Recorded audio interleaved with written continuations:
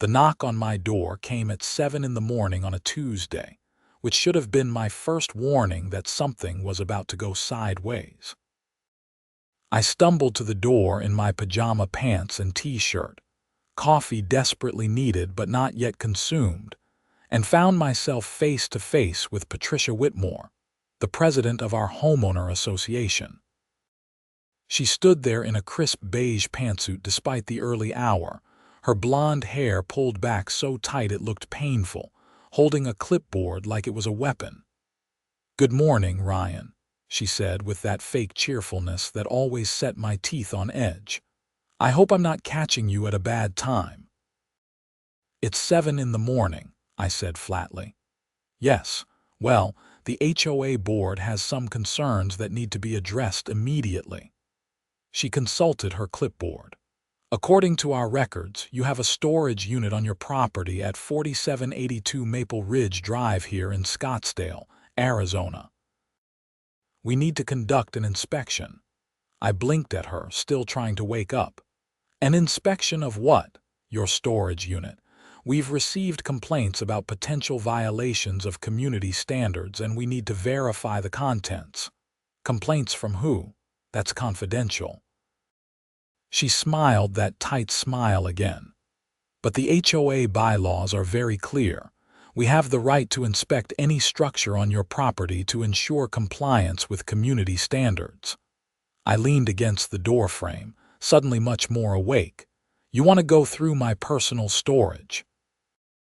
"It's just a routine inspection. If everything is in order, it will only take a few minutes. I have the other board members waiting in my car. We'd like to do this now." "No," I said simply. Patricia's smile froze. "Excuse me. No, you're not going through my stuff. That's private property." Her expression hardened. "Mr. Jensen, I don't think you understand. This isn't optional. The HOA has the authority to ensure all homeowners are in compliance with our community standards. If you refuse to cooperate, we'll be forced to issue fines." "Issue whatever you want," I said. "But you're not searching my storage without a warrant or my permission, and you definitely don't have my permission." "This is highly irregular," she said, her voice rising. "In 15 years of serving on this board, I've never had a homeowner be so deliberately obstructive. And in the 3 years I've lived here, I've never had the HOA try to violate my constitutional rights." I started to close the door.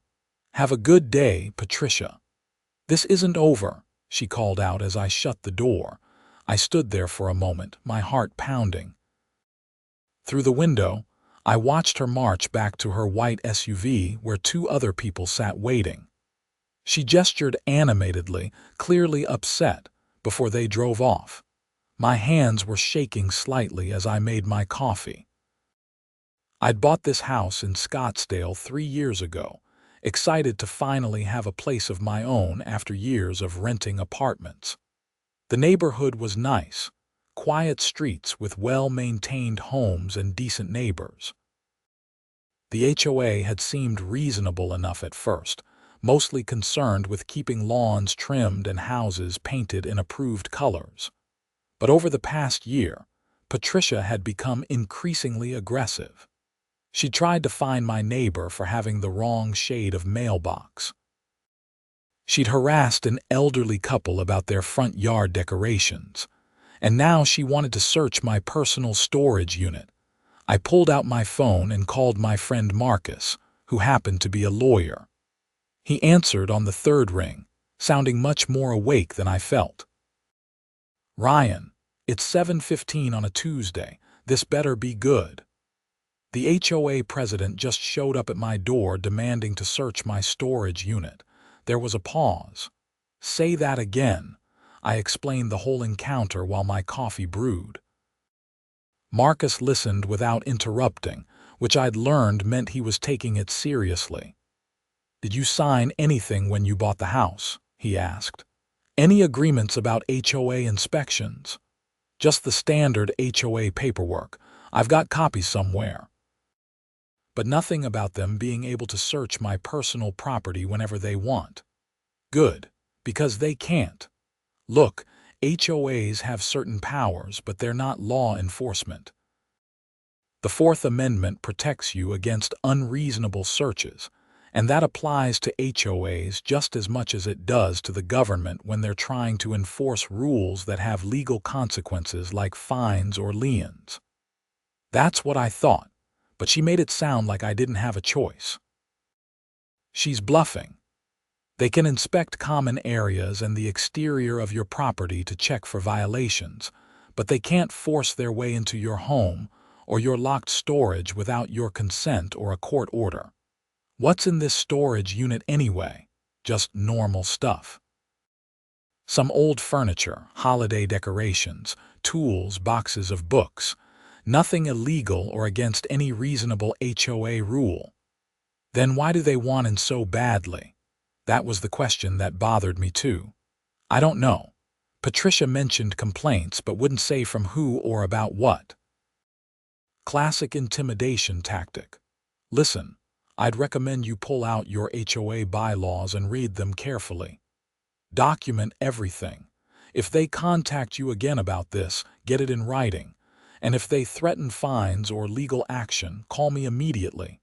This sounds like it could escalate. Marcus was right, as usual.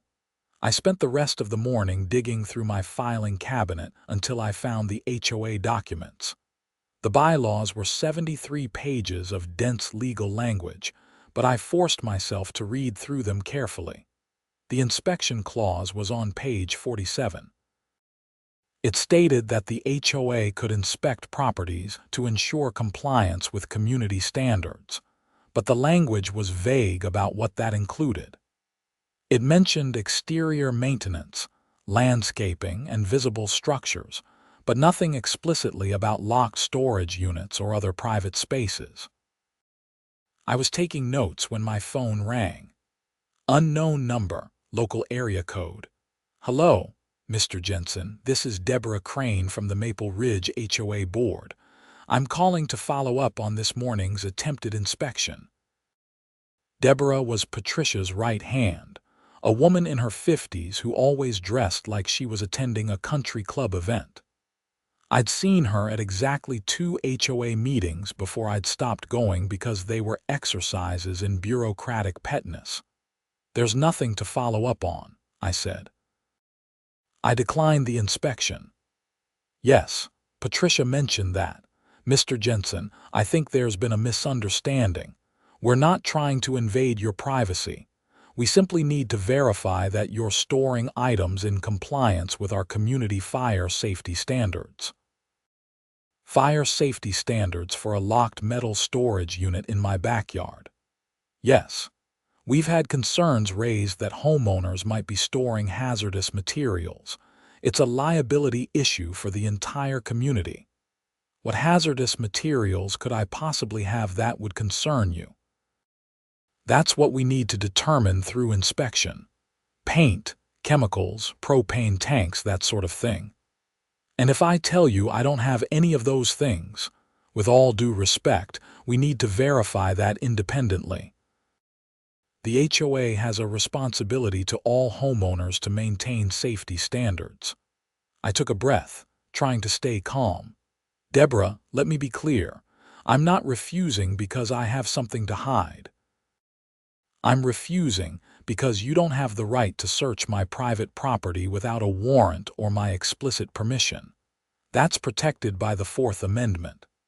The Fourth Amendment applies to government searches, Mr. Jensen. The HOA is a private organization. That's not entirely accurate, and I think you know that.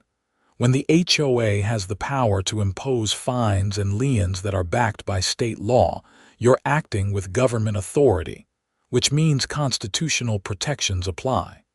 There was a long silence. I see you've been doing some research. I've been talking to my lawyer. Another pause. That seems like an extreme reaction to a simple inspection, and demanding access to my locked storage seems like an extreme overreach of HOA authority, so here we are. The board will be discussing this at our next meeting. You'll receive formal notice of any decisions we make. I look forward to it, I said, and hung up. Over the next few days. Things got weird. I started noticing cars driving slowly past my house at odd hours. Once, I caught Patricia herself parked across the street, just sitting in her SUV staring at my property. When I waved, she drove off quickly. My neighbor to the left, an accountant named Tom, stopped me while I was checking my mail. "Hey Ryan, Patricia came by yesterday asking questions about you." "What kind of questions?" "Weird stuff. Like what kind of vehicle you drive, whether you have people over a lot, if I'd noticed any unusual activity." I told her to mind her own business, but I thought you should know. "Thanks. She's been on some kind of crusade lately." Tom glanced around and lowered his voice. "Between you and me, she's been getting worse. My wife is friends with Karen, who lives on the board, and she says Patricia's been acting paranoid. Something about proving herself to the homeowners. That was interesting. Proving herself how? No idea. But Karen mentioned Patricia's worried about getting voted out at the next election. Maybe she's trying to look tough on violations or something. That would explain the sudden aggression, but not why she'd fixated on my storage unit specifically." I thanked Tom and went back inside, making a note to document the conversation. The formal letter arrived 5 days after Patricia's first visit. It came certified mail, which I had to sign for, and it was 3 pages of official-looking letterhead. The key paragraph read, "The Maple Ridge Homeowner Association Board has determined that the storage structure located on the property at 4782 Maple Ridge Drive may contain materials in violation of Community Standards Article 7, Section 3, regarding prohibited items. The property owner is hereby required to provide access for inspection no later than 15 days from the date of this notice, or face penalties, including but not limited to fines of $500 per day, and potential legal action to enforce compliance." I read it twice, feeling my blood pressure rise. $500 per day for refusing to let them search my property without cause. That was extortion. I photographed the letter and emailed it to Marcus, then called him. "They're really doubling down," he said after reviewing it. "This is actually good for us, though. They're putting their overreach in writing. How is threatening me with massive fines good? Because it shows they're not acting in good faith. Look, here's what's going to happen. They'll probably try to start assessing those fines. Don't pay them. We'll challenge this in court and get an injunction against enforcement. With the Fourth Amendment argument and the vagueness of their stated cause, we've got a strong case. This is going to turn into a whole legal thing, isn't it? Probably. But Ryan, this is important. If you back down now, they'll know they can bully anyone into anything. You're not just fighting for yourself. You're setting a precedent for everyone else in this HOA. He was right, but that didn't make it less stressful. Okay, what do I need to do? First, respond to their letter in writing. State clearly that you're refusing the inspection because it violates your Fourth Amendment rights, and because they haven't provided specific, credible evidence of any actual violation. Be polite but firm. Send it certified mail so we have proof of delivery. Then we wait for their next move. I spent the evening drafting my response, going through several versions before settling on something that was professional but unambiguous.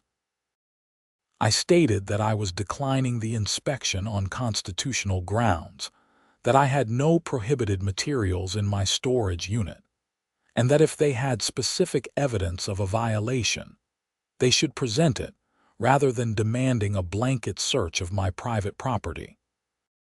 The next morning, I sent it certified mail and took photos of everything for my records. For about a week, things were quiet.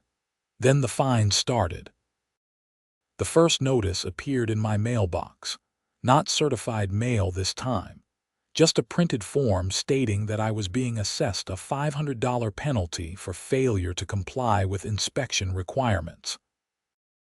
It included a payment slip and a warning that continued non-compliance would result in additional daily fines and potential legal action.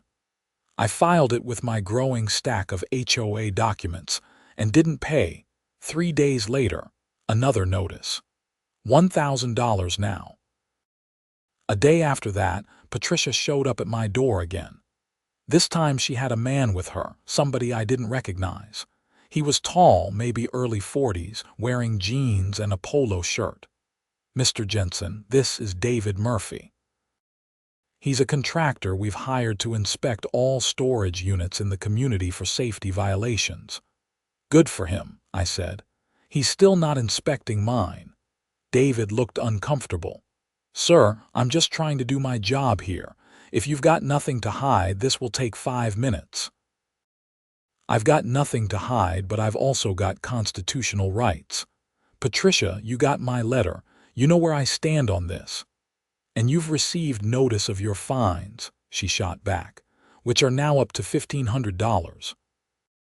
That number is going to keep going up every single day until you comply. Then I guess we'll see each other in court." Her face flushed red. "You're being completely unreasonable. This is a simple safety inspection that every homeowner should be happy to accommodate. The fact that you're refusing makes it obvious you're hiding something. The fact that you're so desperate to search my property without cause makes it obvious you're on some kind of power trip." David held up his hands. "Maybe we should all calm down." "Stay out of this," Patricia snapped at him, then turned back to me. "Fine. You want to do this the hard way. The board is filing a formal complaint with the state to enforce our inspection rights, and we're putting a lien on your property for non-payment of fines." "You do what you need to do," I said, "and I'll see you in court." I closed the door on her sputtering response and immediately called Marcus. "They're threatening a lien," I told him. "Of course they are. Okay, it's time to file a preemptive lawsuit. We'll go to Superior Court and ask for a declaratory judgment that their inspection demand is unconstitutional and that the fines are unenforceable. We'll also request an injunction preventing them from placing a lien pending resolution." "How long will that take?" "Few weeks to get a hearing probably. In the meantime, keep documenting everything. Don't engage with them directly anymore. All communication should be in writing." The lawsuit was filed 2 days later in Maricopa County Superior Court. Marcus drafted a comprehensive complaint laying out the facts and arguing that the HOA's demands violated both the Fourth Amendment and Arizona state law regarding unreasonable searches. We requested the court declare the inspection demand unconstitutional, void the fines, and issue an injunction against any further enforcement attempts. The response from the HOA was immediate and aggressive. They hired a law firm out of Phoenix and filed a counterclaim arguing that HOA bylaws gave them broad inspection powers and that my refusal was a material breach of the covenants I'd agreed to when buying the property. Marcus seemed pleased, which struck me as odd. "They're overplaying their hand," he explained when I asked. "Their argument basically amounts to saying that by buying property in an HOA, you waive all Fourth Amendment protections. No court is going to buy that, especially when they can't point to any specific evidence of wrongdoing. So why are they pushing so hard? Pride, probably. Patricia's dug in now. Admitting she was wrong would be worse than losing in court, at least from her perspective." The preliminary hearing was scheduled for 3 weeks out. In the meantime, life in the neighborhood got increasingly uncomfortable. Someone started leaving passive-aggressive notes on my door. Bad neighbors make bad communities. HOA rules exist for everyone's protection. Compliance is not optional. My trash cans were knocked over twice. Someone egged my car. I installed a security camera and caught a teenager I didn't recognize doing it the third time. But when I showed the footage to the police, they said it was a misdemeanor and probably not worth pursuing unless I wanted to press charges.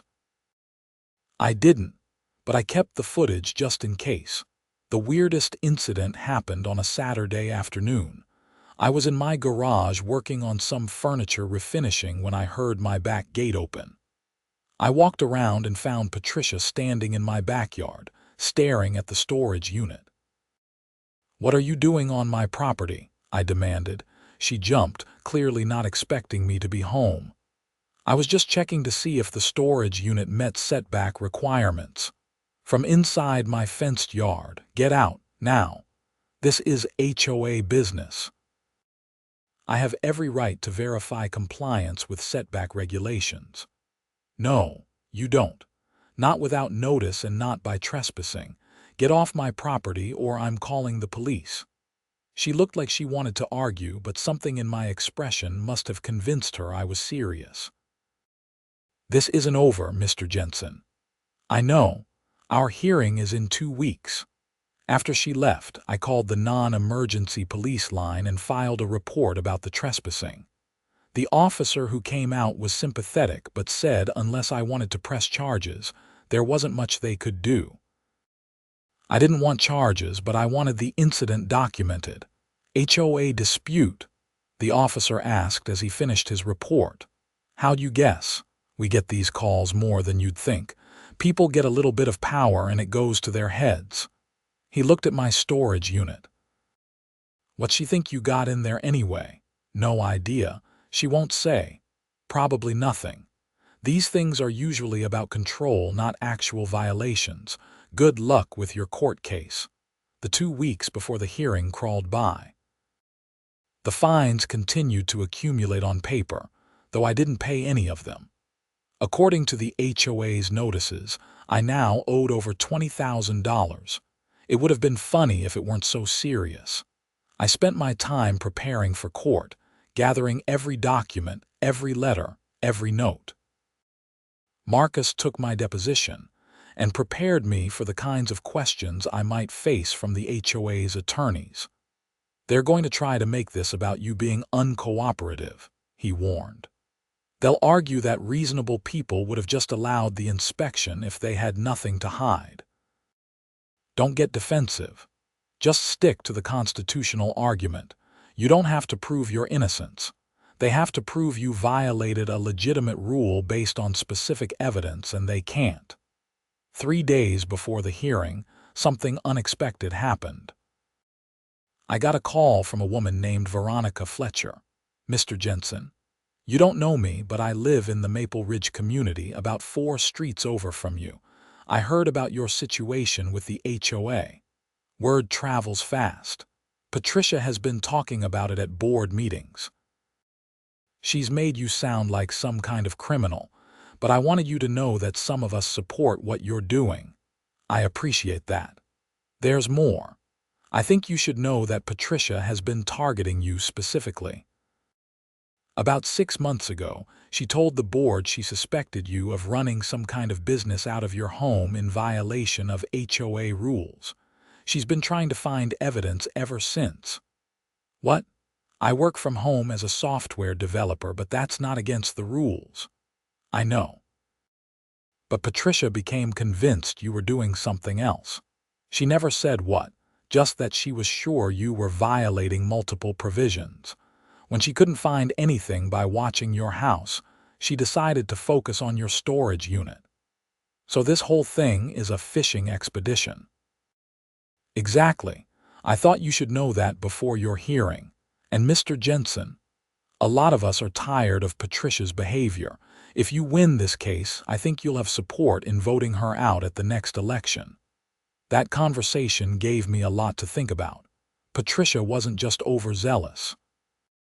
She was on a personal crusade based on nothing but suspicion and paranoia. The morning of the hearing, I put on my best suit and met Marcus at the Maricopa County Superior Court building in downtown Phoenix. It was a warm October day, typical Arizona weather, sunny and clear.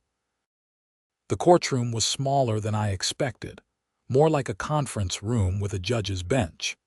Judge Raymond Carter presided, a man in his 60s with gray hair and a no-nonsense expression.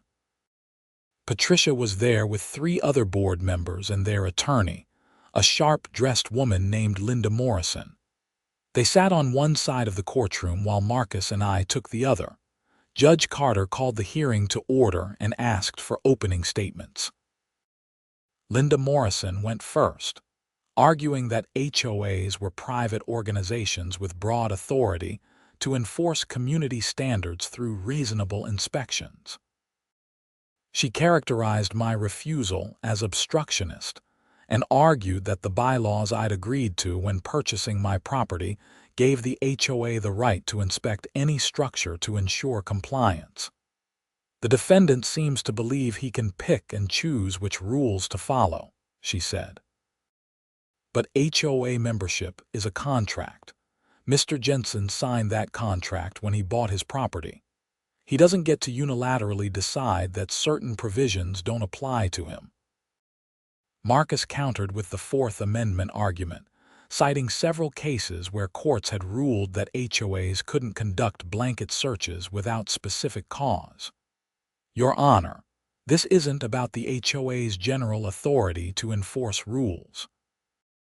It's about whether they can demand access to locked, private storage without any particularized suspicion of wrongdoing. The answer under both the Constitution and Arizona law is no.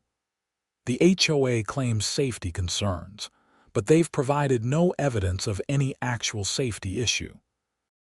They claim violations of storage rules, but they can't specify what rule has been violated because they don't actually know what's in the unit.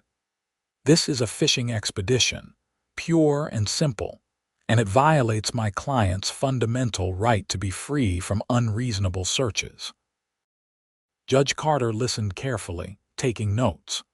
When both sides finished their opening statements, he said, "I'd like to hear from the HOA about the specific basis for this inspection demand.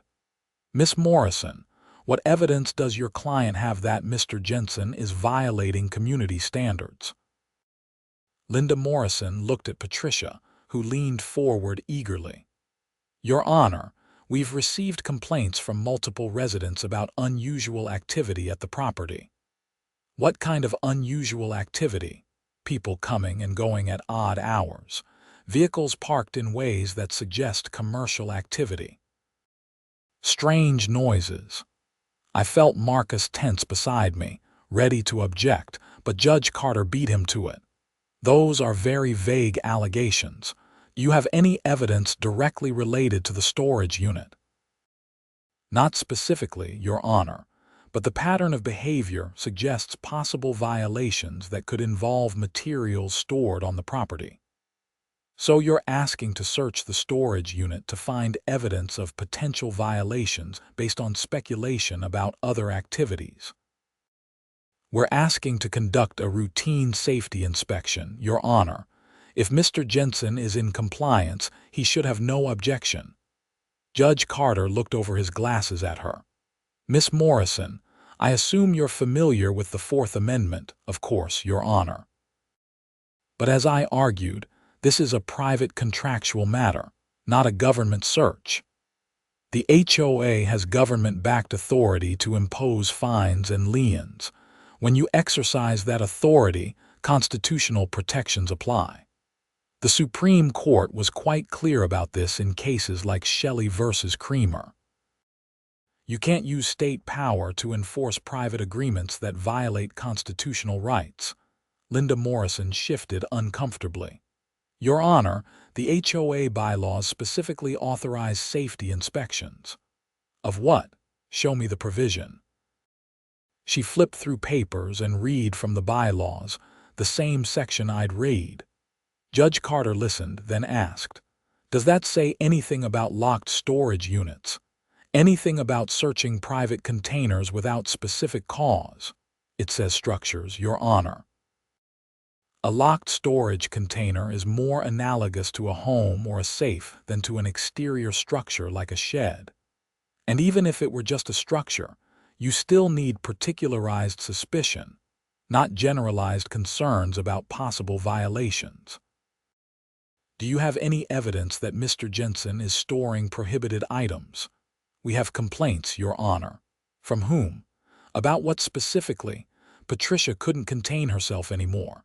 Your Honor, if I may address the court directly, Judge Carter looked surprised but nodded. Go ahead. Your Honor, I've been serving on the HOA board for 15 years.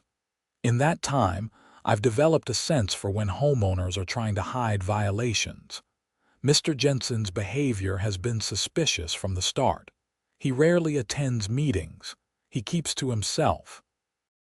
His refusal to allow a simple inspection confirms that he's hiding something. If we don't enforce our rules consistently, the entire community suffers. The judge was quiet for a moment. Mrs. Whitmore, is it? Miss Whitmore. Yes, Your Honor. Miss Whitmore, are you telling me that you're basing this inspection demand on a feeling that Mr. Jensen is suspicious because he keeps to himself and doesn't attend meetings regularly? Not just that, Your Honor. There have been complaints. You keep saying that, but you haven't provided any specific, credible evidence of a violation. You don't like that he values his privacy. You don't like that he's not involved in the HOA. You have a hunch he might be doing something wrong. And based on that, you want to search his locked storage container, and when he refused, you started assessing $500 per day in fines. Does that sum it up? Patricia's face was turning red. Your Honor, with respect, the HOA has a responsibility to all residents. And residents have constitutional rights. Mr. Jensen, I'd like to hear from you directly. What's in this storage unit? I stood up, my heart pounding. Your Honor, I have old furniture, holiday decorations, some tools, boxes of books, and various household items I'm not currently using. Nothing illegal, nothing hazardous, nothing that violates any reasonable interpretation of HOA rules. Would you be willing to allow an independent inspector to verify that, not someone hired by the HOA but an officer of the court? Marcus started to object, but I touched his arm. Your Honor, I'd be willing to do that if it would resolve this matter. My objection has never been to proving I'm in compliance. My objection is to the HOA conducting warrantless searches whenever they feel like it based on nothing but suspicion. Judge Carter nodded slowly. That's a reasonable distinction. Here's what I'm going to order. First, the HOA's demand for unrestricted access to Mr. Jensen's storage unit is denied. The fines assessed are voided and unenforceable. Second, I'm appointing a neutral inspector to examine the storage unit and provide a report to the court within 1 week. If the inspector finds evidence of violations of reasonable HOA rules, we'll address that at a follow-up hearing. If not, this matter is closed. Third, and most importantly, I'm issuing a declaratory judgment that the Maple Ridge HOA does not have authority under its bylaws or Arizona law to conduct searches of locked storage containers or other private spaces without specific, credible evidence of violations. Going forward, if the HOA wants to inspect private spaces, they'll need either the owner's consent or a court order based on probable cause. Is all of that clear? Yes, Your Honor, Marcus said quickly. Linda Morrison looked like she wanted to argue but finally nodded. Yes, Your Honor. Good. I'll have a written order prepared by end of day. The court-appointed inspector will contact Mr. Jensen directly to schedule the inspection. This hearing is adjourned. I felt weak with relief as we left the courtroom. Marcus was grinning. That went better than I expected. Carter is a good judge. He saw right through their nonsense. What about the inspection, though? You were going to argue I shouldn't have to allow any inspection. You made a strategic call in there, and I think it was the right one. By volunteering to allow a neutral inspection, You showed good faith and took away their argument that you're hiding something. Plus, now when the inspector finds nothing wrong, it's game over. They can't come back and claim you're violating rules. The court-appointed inspector called me the next day. His name was George Randall, a retired fire marshal who did consultant work for the courts. He was professional and courteous, explaining that he just needed to document what was stored and verify there were no safety hazards. We scheduled the inspection for that Saturday morning. I made sure Marcus was there as a witness, along with the inspector's own assistant who photographed everything. The inspection took about 30 minutes. George went through my storage unit methodically, making notes on a clipboard.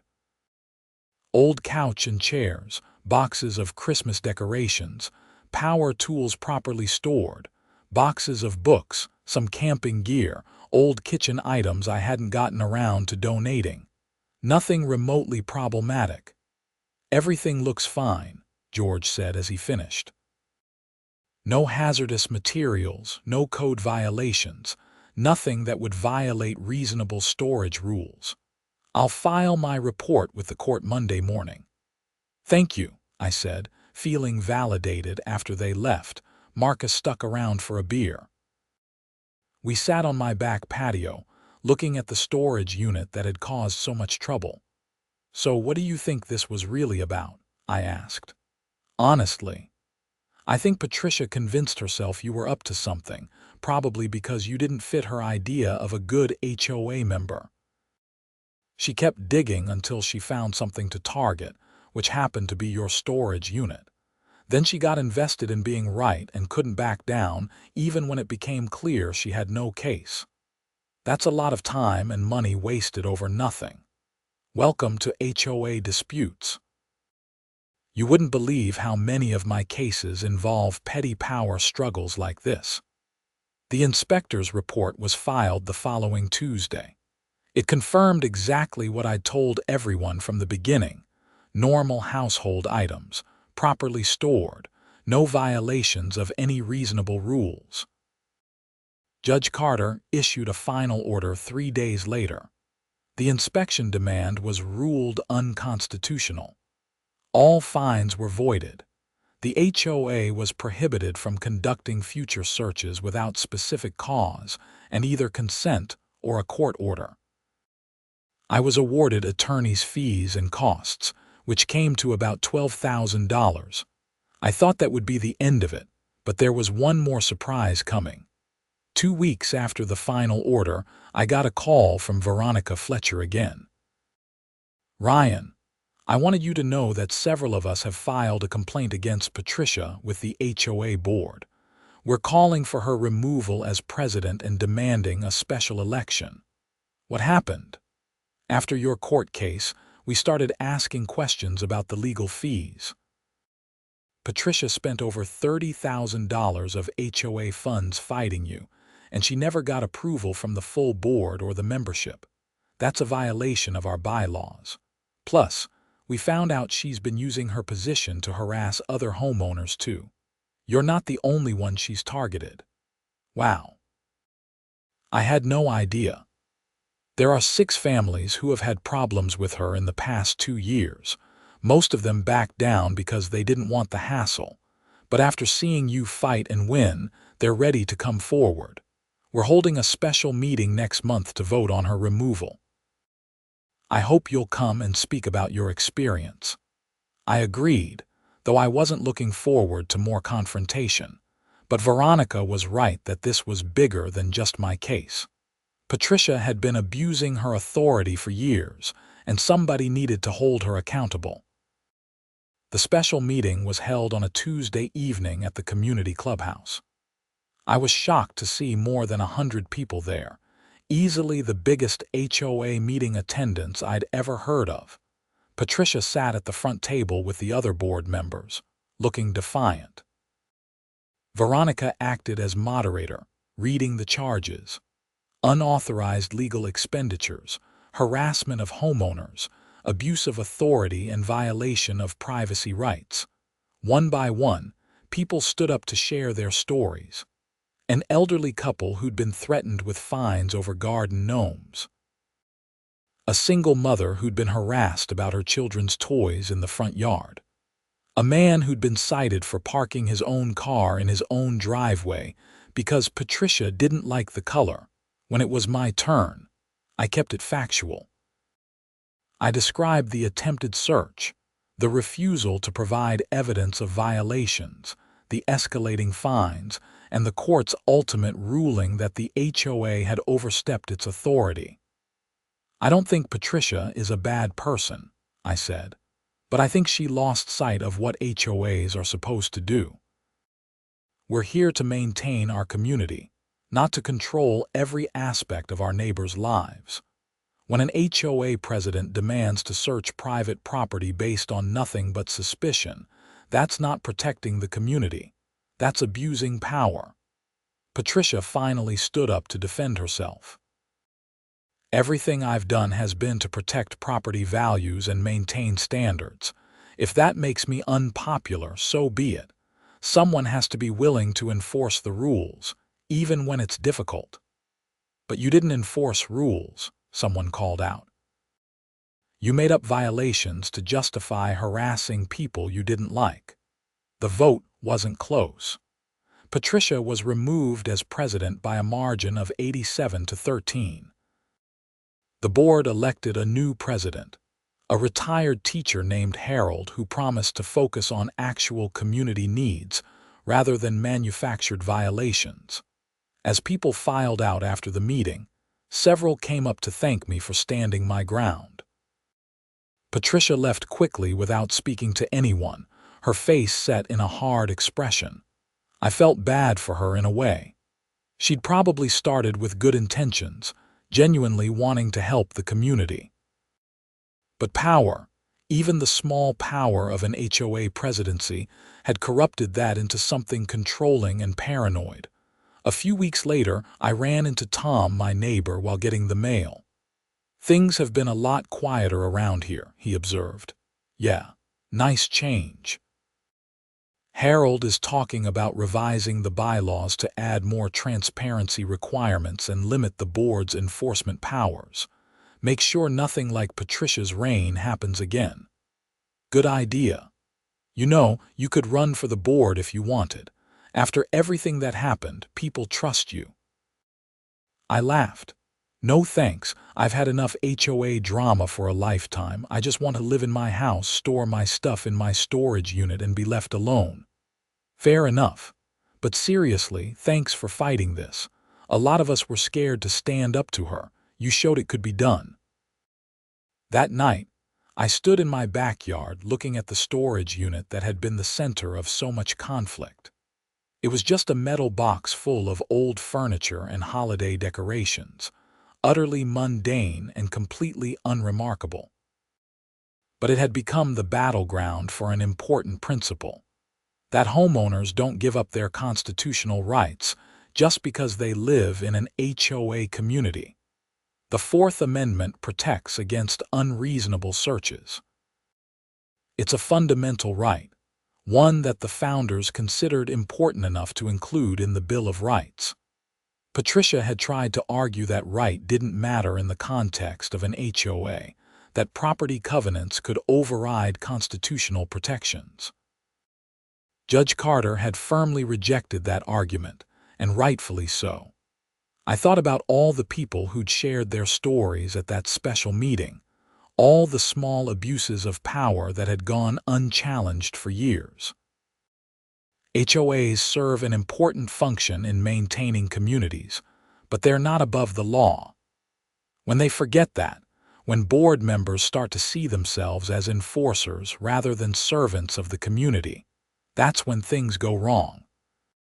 Marcus called me a week later with news that the HOA's insurance company had paid my court-ordered attorney's fees. $12,200 deposited this morning. Want to take me out for a celebratory dinner with your winnings? You earned it, I said. But yeah, dinner sounds good. Over steaks at a nice restaurant in Scottsdale, Marcus raised his glass. to constitutional rights and standing your ground, to not being bullied," I added. "You know, this case might have broader implications. I'm thinking about writing it up for a legal journal." It's a good example of Fourth Amendment protections in the HOA context. Whatever helps keep other HOAs from pulling the same thing. That's the hope. You set a good precedent here, Ryan. Other homeowners can cite Carter's ruling if they face similar situations. I hadn't thought about it that way, but Marcus was right. My case was now part of the legal record, a clear statement that HOAs couldn't conduct warrantless searches based on vague suspicions. Several months passed. Life in the Maple Ridge community returned to normal, or rather, to a better version of normal. Harold and the new board focused on actual community needs, maintaining common areas, organizing neighborhood events, addressing legitimate safety concerns. They weren't interested in petty enforcement or power trips. The revised bylaws passed with overwhelming support. They included clear limits on inspections, requiring specific evidence before any search of private property. They mandated transparency for legal expenditures over a certain threshold. And they created an appeals process for homeowners who felt they were being unfairly targeted. I did eventually join the board, though not as president. I served as a regular member, helping to review proposed rules and make sure they were reasonable and necessary. It was boring work most of the time, which was exactly how HOA governance should be. One afternoon, about a year after the whole storage unit drama ended, I saw Patricia at the grocery store. She was in the produce section, examining tomatoes. I hesitated, then decided to approach her. "Patricia." She looked up, surprise and wariness crossing her face. "Ryan, how are you doing?" She seemed taken aback by the question. "I'm fine, living in a different neighborhood now. I moved a few months ago. I'm sorry about how everything turned out." She studied me for a moment. "Are you?" "I would have thought you'd be happy to see me gone." "I didn't want you gone. I just wanted to protect my rights. For what it's worth, I think you probably did start with good intentions. But I became the villain of the story," she said bitterly. "You became someone who forgot that rules are supposed to serve people, not control them. That's not the same as being a villain." She was quiet, and I thought she might just walk away. But then she said, "I was so sure you were hiding something." It seemed impossible that anyone would fight that hard unless they had something to hide. I was fighting that hard because it was my right to refuse an unreasonable search. That's how constitutional rights work.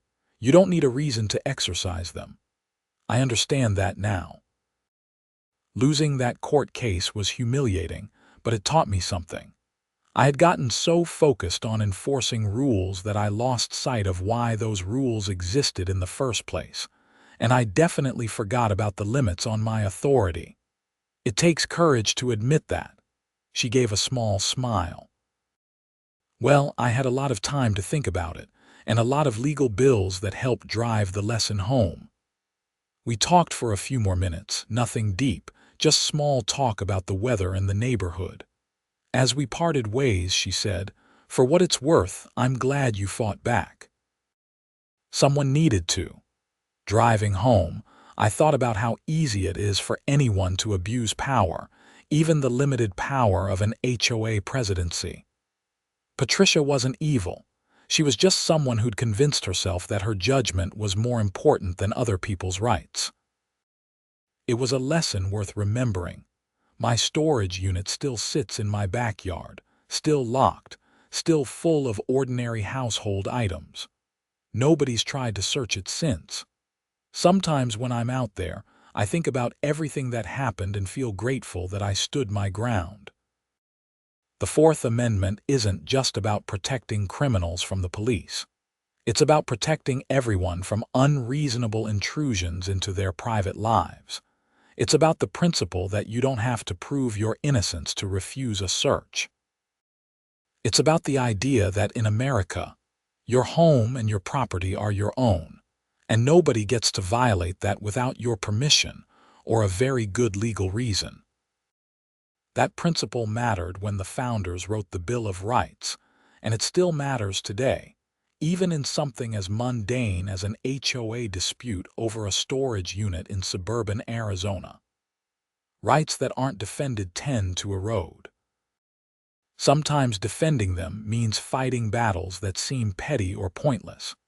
But those small battles preserve the larger principles that protect everyone. The new HOA board published a newsletter article about the case, framed as a lesson about respecting homeowner rights. They used it as an example when training new board members about the limits of their authority. My situation had become a teaching tool, which felt strange but also somehow right. Tom told me that several other HOAs in the area had revised their bylaws after hearing about my case, adding similar protections against unreasonable searches. Marcus was right about the broader implications. One court case had influenced policy across multiple communities. I never did get a full explanation of why Patricia fixated on me specifically. Maybe I really did seem suspicious to her, keeping to myself and not participating in community activities. Maybe she just needed a target to justify her aggressive enforcement approach. Or maybe it was random, and I was simply the unlucky homeowner who happened to catch her attention at the wrong time. In the end, the reason didn't matter as much as the outcome. An HOA tried to violate a homeowner's constitutional rights, got challenged, and lost. The legal system worked the way it was supposed to. Individual rights were protected against organizational overreach. Looking back, I'm glad I didn't just let them search my storage unit that first morning when Patricia showed up at my door. It would have been easier. It would have avoided months of stress and confrontation. But it also would have set a precedent that the HOA could search anyone's property anytime they wanted based on nothing but suspicion. Easy isn't always right. Sometimes standing on principle is uncomfortable and costly and difficult. But it's necessary if those principles are going to mean anything. My experience taught me that HOAs, like any organization with power over people's lives, need accountability. The bylaws and rules aren't there to give board members unlimited authority. They're there to serve the community while respecting individual rights. When that balance gets lost, someone needs to push back. I also learned that most people appreciate someone standing up to unreasonable authority, even if they're not willing to do it themselves. The support I got from other homeowners after the court case was overwhelming. People I'd never spoken to before thanked me. Some sent cards or baked goods. One elderly woman gave me a homemade pie and said I'd restored her faith in the system. It was humbling and reminded me that individual actions can have ripple effects you don't anticipate. I fought for my own rights, but in doing so, I helped protect everyone else's rights too. The story even got some local media attention. A reporter from the Phoenix newspaper wrote an article about HOA overreach, using my case as the central example. Marcus gave quotes about Fourth Amendment protections in HOA contexts. I declined to be interviewed, not wanting more attention, but I was glad the issue got coverage. Several state legislators reached out after the article ran, asking questions about whether new laws were needed to clarify HOA inspection powers. I don't know if anything will come of that, but it's encouraging that people in positions to make change are paying attention. On a personal level, the experience made me more civically engaged. I pay attention to local politics now. I vote in every election, including the small ones for school board and municipal positions that most people ignore. I learned that even minor positions of authority matter, and the people who fill them matter. I also developed a better relationship with my neighbors. Going through the HOA drama forced me to connect with people like Veronica and Tom, who I'd previously just waved to in passing.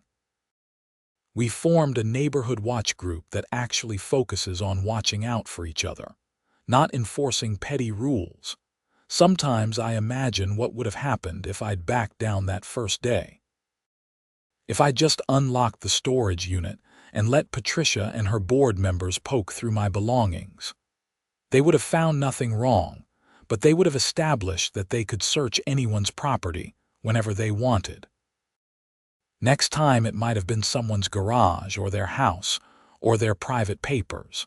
The Fourth Amendment would have eroded just a little bit in the Maple Ridge community. And when rights erode in one place, it becomes easier for them to erode in others. Small violations lead to bigger ones. Today, it's an HOA demanding to search a storage unit. Tomorrow, it's something more serious. That's why these principles matter, even in contexts that seem trivial. The law doesn't just protect major issues. It protects everything, including your right to keep your old furniture and Christmas decorations private from busybody HOA presidents. I've thought about writing up my experience in more detail, maybe as a guide for other homeowners facing similar situations. The main lessons would be simple. Know your rights, document everything, don't be afraid to say no, and get a lawyer if needed. Most HOA disputes never reach court because one side backs down. But when constitutional principles are at stake, backing down isn't always the right answer. Marcus says I should write that guide. He thinks it would be useful, and he'd help with the legal analysis sections. Maybe I will eventually. For now, I'm content knowing that my case is part of the legal record and that Judge Carter's ruling is available for anyone who needs it. The storage unit saga taught me that ordinary people can stand up to institutional power and win. The system isn't perfect, but it does work when you engage with it properly. Rights are real, not just abstract concepts in textbooks. And sometimes defending them requires ordinary people to take a stand over something as mundane as a locked storage unit in suburban Arizona. That's the lesson I'll take from this experience. That's the story I'll tell when people ask what happened with my HOA. And that's the principle I'll remember the next time any organization tries to tell me I have to surrender my rights for the good of the community.